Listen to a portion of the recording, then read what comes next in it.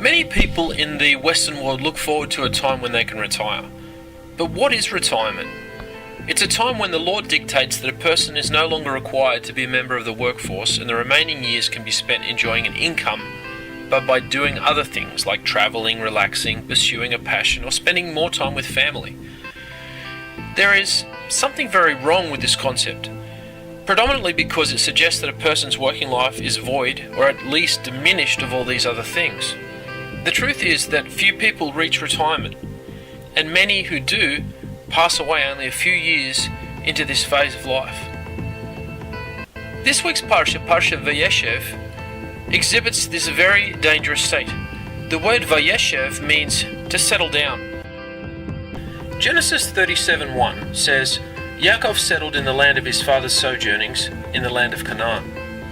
There is an interesting theme of movement inherent in many of the Parshot titles, such as get yourself out, went out, he sent, he continued, and he approached. But in this Parsha, we have the opposite theme, that of standing still. It's interesting to note that the above verse carries a contradiction, in that we have Yaakov settling in a place of sojournings. How do we reconcile this? The opening verse is telling us that Yaakov decided to do something different from his forefathers. He had desired to settle while Abraham and Yitzhak kept moving. After many struggles and trials in Yaakov's life, his strife with his brother Esav, his time with Lavan, and the incident with Dinah, and the loss of his beloved wife Rachel, he wished to now dwell in peace. The intention was that Yaakov wished to finally dwell in tranquility. But as we see, this does not occur. The opening verse of this Parsha carries a contrast and paradox between this expression of repose and the events that follow thereafter. When Yaakov intended to settle down and retire, the anguish of Yosef's kidnapping pounced on him.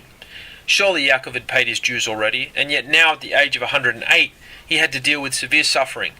What did he do wrong? In a word, he intended to stop.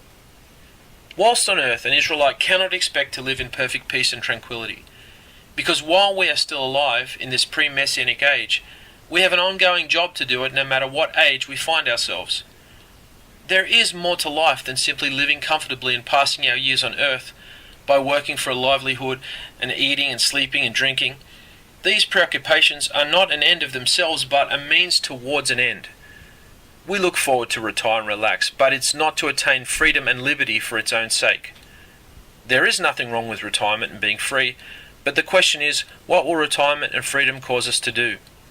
The answer is to be free to do that which is really important, that which we've always wanted to do, to draw closer to our Heavenly Father like never before, to serve in a way that we were unable to do before, because the requirements of gathering material needs to live got in the way.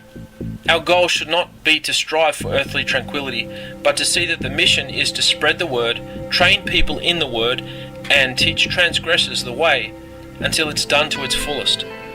If we achieve these ends to any significant measure, then we will attain true satisfaction.